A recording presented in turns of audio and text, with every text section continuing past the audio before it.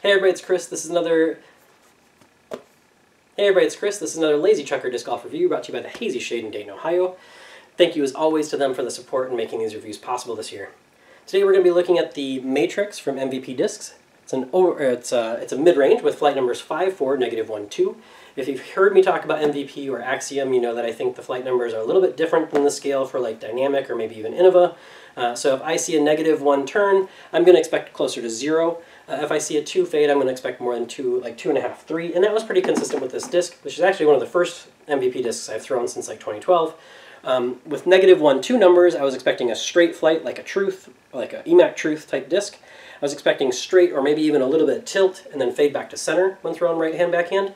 Instead, I got a very straight flight that started to fade earlier and a little bit harder than I expected. So instead of comparing it to the truth, I stepped up to the more overstable version of the truth, the verdict, and that comparison was a lot closer. These two flights were very similar. Flat, reliably overstable. Tilted, correction, overstable, or a fade at the end, or really clean hyzer lines. The biggest difference is that the verdict is slightly wider diameter, and you can see it peeking out around behind the disc, and it has a little bit higher glide numbers as well. So it might go a little bit longer, but again, similar targeting zones, similar flights, very clean lines, especially in the woods. Should mention, while I'm calling this disc overstable, I do not mean super overstable. This is not a deflector or a pyro. It's not a justice type disc. It is closer to a verdict, or another disc I'm going to compare it to in here is a Bard with flight numbers 5, 4, 0, 3. Distance-wise, these discs were actually really similar. A little bit different flight because the Bard is a taller style of disc as opposed to the lower profile Matrix, which is more similar to a verdict in the hand. But distance-wise, the Bard was very similar, and that type of fade was similar as well. So, not super overstable, but reliably overstable. Now, I throw max range around 400 feet with my long-range drivers, and with my hands getting better, that's actually becoming more and more of an accurate statement. So if you throw shorter than that, 300, 350, expect a little bit more overstable flights. If you throw longer than that, 450, 500, expect a little bit straighter flights. It's just an adjustment you have to make based on your arm speed. I can't do much with the higher arm speeds. I can try to mimic the lower a little bit. So, that said, let's go to the field, let's go to the course so you can see this disc in flight, you can see it in comparison, and as always put those questions below so I can get back to you. And thanks for watching. Go Wings! Here we can see the Matrix is a little bit flatter than this verdict, and will be flatter than most verdicts. The shoulder and the wing have slightly different shapes, but they're going to feel pretty similar in the hand, as opposed to the Bard, which is taller. It's going to feel a little bit more like a putter style mid in the hand. The wing shape is very different than either the Matrix or the verdict. Out to the field, this is a 70% throw, very beginnerish, up in the air, a little bit of hyzer. You can see it swings back to center, about 225, pretty reliable, especially for a slower arm. Up to 80%, or around 80% here, flatter throw. You can see nice reliable shape out to the middle again, about 255, 260. I think that's a good example of the Matrix overall. Here's our first field comparison with the verdict. This is about a 90% throw. You can see the Matrix flips up to flat. Verdict pretty much stays in hyzer the entire way, so it's going to swing farther left, but both have that overstability at the end that brings them back down to the ground.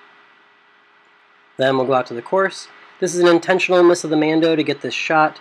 The Matrix is thrown on a little bit steeper hyzer, and the verdict is thrown outside, so the Matrix is gonna hit the ground and kind of stick, whereas the verdict is going to skip, as you can see there. Both end up pretty close to the basket.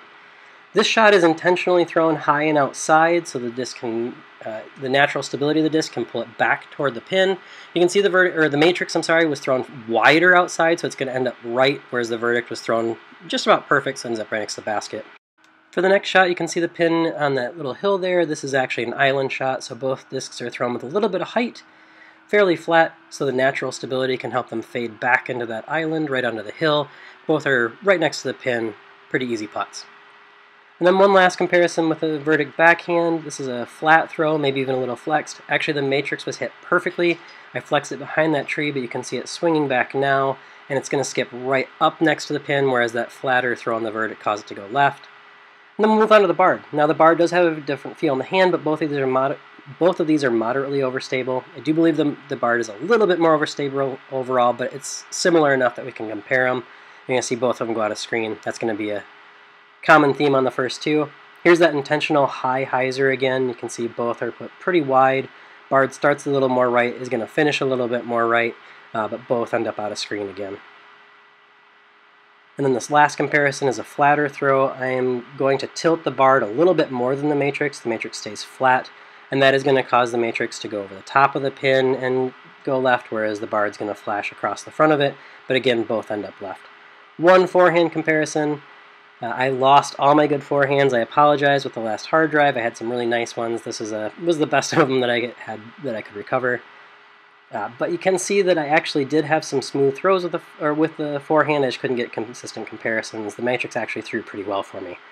This I thought was going to be a good one, but I missed just wide left, and the disc decided to come back to try again.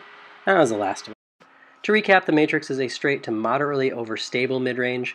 For big arms, it's probably going to be straight line shaper type reliable mid, but for 400 foot or below throwers, this should have a nice reliable fade at the end of the flight. You'll be able to flex it and just count it coming back. Please check out my sponsors at hazyshade.com for all your matrix or MVP needs, including a recent OTB drop of the Cosmic Neutron, I believe, and as always, thanks for watching.